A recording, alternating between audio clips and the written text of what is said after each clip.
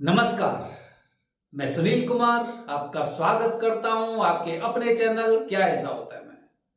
तो दोस्तों, अब वो समय आ चुका है जब लोग मंगल दोष की पूजा सावन के महीने में करना चाहते थे। अंतिम मंगलवार बचा हुआ है 5 तारीख का, अंतिम मंगलवार।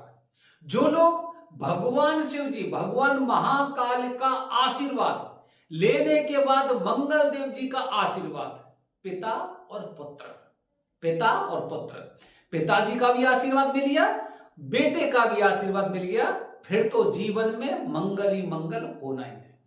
तो दोस्तों, 5 तारीख याद है ना, 5 अगस्त, इस सावन का अंतिम मंगलवार। जिन लोगों के जीवन में मंगल से संबंधित, जिन लोगों के जीवन में कालसर्प दोष से संबंधित, या फिर जिन लोगों के जीवन में कुंडली के दोष से संबंधित जो भी समस्याएं थी, ज्यादातर लोग उज्जैन में आ चुके हैं या फिर इस अंतिम समय में आने वाले हैं, जो सावन का अंतिम एक पार्ट बचा हुआ है। तो दोस्तों, आज मैं अपनी वीडियो के माध्यम से आपको बता रहा हूं, काफी लोग कहते हैं कि आंशिक मंगल दोष है, काफी लोग बोलते हैं छोटा सा मंगल दोष है, काफी लोग बोलते हैं हल्का सा मंगल दोष है, और काफी लोग बोलते हैं कि मंगल की छाया है। ये गुरुजी पता नहीं कौन कौन से ऐसे लोग हैं जो इस तरह का ज्ञान लोगों को देते हैं। हल्का सा मंगल, मंगल की छाया, आंशिक मंगल। चलो दोस्तों, बात करते हैं, देखते हैं आंशिक मंगल कुछ होता है या नहीं होता है, या फिर जबरदस्ती का ज्ञान दिया जाता है। आगे आगे चर्चा करते हैं। अच्छा दोस्तों, सबसे पहले हमें यह जानना चाहिए कि आखिरकार मंगल दोष होता क्या है। यह कुंडली देखिए दोस्तों, यह कुंडली आप देख रहे हैं, मंगल दोष। इसमें आपको, जैसे कल मैंने अपनी वीडियो में बताया था आपको, कि कुंडली में हमारे में 12 भाव होते हैं, 12 भाव, लग्न से लेके 12वें भाव तक। जहां तक हमारा जन्म हुआ है, जन्म मतलब लग्न हो गया पहला भाव, और अंतिम भाव मोक्ष का भी माना जाता है, अंतिम समय का माना जाता है। खर्चे से संबंधित, जीवन में जो अंतिम क्षण होते हैं उससे संबंधित भी इस भाव को देखते हैं। ये इस प्रकार दोस्तों आप ये देख रहे हैं पूरा एक चार्ट, पूरा एक कुंडली, जो हर किसी इंसान की कुंडली में 12 भाव होते हैं। ऐसा नहीं कि मेरे में 12 होंगे और किसी और के में नहीं होंगे। बस अंतर ये हो सकता है कि जैसे आप ये कुंडली देख रहे हैं, कुंडली में यहां पे लग्न लिखा हुआ है, ये सभी के लिए लग्न रहेगा, लेकिन यहां पे जिस तरह से नंबर देख रहे हैं आप, वो नंबर अलग हो सकते हैं, क्योंकि नंबर ये राशि के अनुसार होते हैं। ठीक है, इनको छोड़ देते हैं, अब इनकी जरूरत नहीं है, इनकी जरूरत नहीं है। मैं यहां पे देखिए दोस्तों, मैंने अब यहां पे लिखा है 1, 4, 7, 8 और 12। ठीक है, 1, 4, 7, 8 और 12 ये लिखे मैंने। ठीक है, मतलब कुंडली में जहां पे 1 लिखा हुआ है वो पहला भाव, जहां पे 4 लिखा हुआ है वो चौथा भाव, जहां पर 7 लिखा हुआ है वहां पे 7वां भाव, जहां पे 8 लिखा हुआ है वहां पे 8वां भाव, और जहां पे 12 लिखा हुआ है वो 12वां भाव मैंने आपको बताने के लिए लिखा है। वैसे ऐसे अगर नंबर लिखे रहते हैं वो राशि होती है, लेकिन मैं आपको केवल समझा रहा हूं, जिससे आपके मन में ये समस्या, ये संदेह खत्म हो जाए कि पहला भाव कौन सा है, दूसरा भाव कौन सा है। तो यहां पे मैंने भाव के अनुसार यहां पे नंबर लिखे हैं। ठीक है, अब दोस्तों देखिए, पहला, चौथा, 7वां, 8वां और 12वां, यहां पे जहां पे लिखे हुए 1, 4, 7, 8, 12, वहां पे मैंने मंगल भी लिखा है। ये देखिए, मंगल दिखाई दे रहा है, मंगल भी लिखा है। तो मतलब कुंडली के अगर पहले, चौथे, 7वें, 8वें और 12वें, अगर इन भावों में किसी के में भी मंगल है तो मंगल दोष होगा। पहला, चौथा, 7वां, 8वां और 12वां। बड़े आराम से समझा रहा हूं, जिससे कि अगली बार जब आप किसी के पास जाओगे ना, अगर वो गलत बताते ना तो उसे गहरी आंखों से ऐसे करके देखना उसे कि ये मुझे कौन सा ज्ञान दे रहा है। ठीक है, अच्छा, कि पहला, चौथा, 7वां, 8वां और 12वां, अगर इस भाव में मंगल है तो मंगल दोष है। अगर इन भाव में मंगल नहीं है तो कोई मंगल नहीं है। अब आंशिक कहां से हुआ? आंशिक मंगल दोष कहां पर हुआ? वही तो मैं कह रहा था आपको कि हमारे इस देश में हर कोई गुरुजी बन चुके हैं, चाहे भले ही उन्हें किसी भी प्रकार का ज्ञान ना हो, लेकिन जब भी कुंडली लेके जाएंगे, पत्रा खरीद के रखा है, उसमें पता नहीं क्या देखते हैं।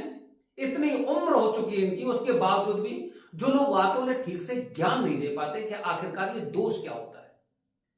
अरे 1, 4, 7, 8, 12 इन 5 भाव में मंगल है तो मंगल है, मंगल दोष है, और नहीं है तो बिल्कुल मंगल नहीं है। इसमें ना तो कहीं पे छाया होती है, ना कहीं पे आंशिक होता है, ना कहीं पे हल्का सा होता है, और ना एकदम किनारे पर होता है। मेरे पास लोगों के फोन आते हैं, वो लोग यही बताते हैं, गुरुजी ने बताया आंशिक मंगल है, गुरुजी ने बताया हल्का सा मंगल है, गुरुजी ने बताया मंगल की छाया है। किसी के पास ऐसे जाओ ना, उसे इस तरह की नजरों से देखना, इस तरह की नजरों से देखना कि उसे अपने ऊपर पछतावा हो कि मैंने शायद गलत बताया, जिससे कम से कम किसी दूसरे को ऐसे लोग गुमराह ना करें। ये लोग दोस्तों वो होते हैं जिनको ये तक नहीं पता है कि कौन सी पूजा कहां करनी चाहिए, उस पूजा का सर्वश्रेष्ठ स्थान कौन सा होता है। ये मंगल बताकर एक तरह से एक चेन बना रहे हैं, जिससे कि आपको एक उस स्थान पर भेज दें जो आपकी वहां पर पूजा कर दे। हल्का सा मंगल है, क्या मतलब है हल्के से मंगल का? इनसे पूछिए कालसर्प दोष की पूजा कहां पे होती है, स्थान सही नहीं बताएंगे आपको। इनसे पूछिए मंगल दोष की पूजा कहां पे होती है, कितने बार ही करवाऊं, पूछिए इनसे।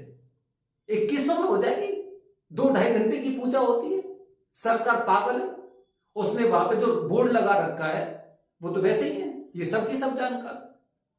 ऐसे लोगों के चक्करों में मत फंसिए दोस्तों। कालसर्प दोष को आंशिक मान सकते हैं कि जैसे कि अगर कुंडली में एक तरफ राहु दूसरी तरफ केतु है और सारे ग्रह एक तरफ आ जाते हैं तो कालसर्प दोष हो गया, लेकिन कुंडली के अनुसार देखिए। लेकिन अगर मैंने इससे एक ग्रह को बाहर बिठा दिया तो क्या कहेंगे, चलो आंशिक कालसर्प दोष है कि पूरे चक्र से और एक ग्रह बाहर होके आ गया, बाहर आ गया, इसलिए उसे आंशिक भी बोल सकते, उसे छाया भी बोल सकते।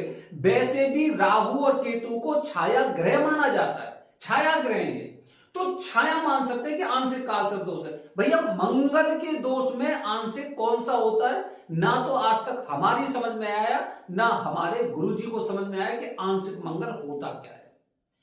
इन चक्करों में मत पड़िए दोस्तों, क्योंकि ना मेरे पास फोन आते, मैं जानता हूं जो लोग आंशिक के इनसे बोल देते ना आंशिक मंगल है, तो ये सोचते हैं कि इसका मुझे निवारण करने की आवश्यकता नहीं है, जिसकी वजह से ये उस दोष से मुक्ति पाने में विलंब करते हैं और शादी से वंचित रह चुके हैं, शादी से दूर रह चुके हैं, या फिर पति पत्नी में लगातार इस तरह का तनाव बढ़ता जा रहा है कि ऐसे लोगों के तलाक भी हुए हैं। मेरे पास रोजाना फोन आते हैं कि गुरुजी ने आंशिक मंगल बताया था, हमने पूजा नहीं करवाई, तो उन्होंने कहा था ठीक है शादी के टाइम पे ही ऐसा कर लेना और कोई दिक्कत नहीं होगी। हमने उस समय करवा दिया था, लेकिन क्या हुआ कि पत्नी से नहीं बनी और तलाक हो गया। ये कुछ ना कुछ ऐसी चीज। अच्छा दूसरी बात, एक चीज इसमें ऐसा नहीं कि दोष इनका ही है, दोष हमारा भी है। दोस्तों मैं आपको बता रहा हूं कि हम लोगों की कुंडली देखने का 501 रुपए लेते हैं, जिसके लिए पहले से बुकिंग करनी होती है। काफी लोग जानते हैं, एक बार बोलते हैं उनसे फोन पर और उसके बाद उनके पैसे आ जाते हैं, अगला स्लॉट उनको दे दिया जाता है। लेकिन वो मात्र 10% लोग होते हैं। जो 90% लोग होते हैं वो सबसे पहले अपनी कुंडली भेजते हैं, उन्हें लगता है कि फ्री में इनकी कुंडली दिखानी चाहिए। जब इनसे बोला जाता है कि 501 रुपए दक्षिणा लगते हैं कुंडली विश्लेषण के, फिर उनका कोई जवाब नहीं आता है।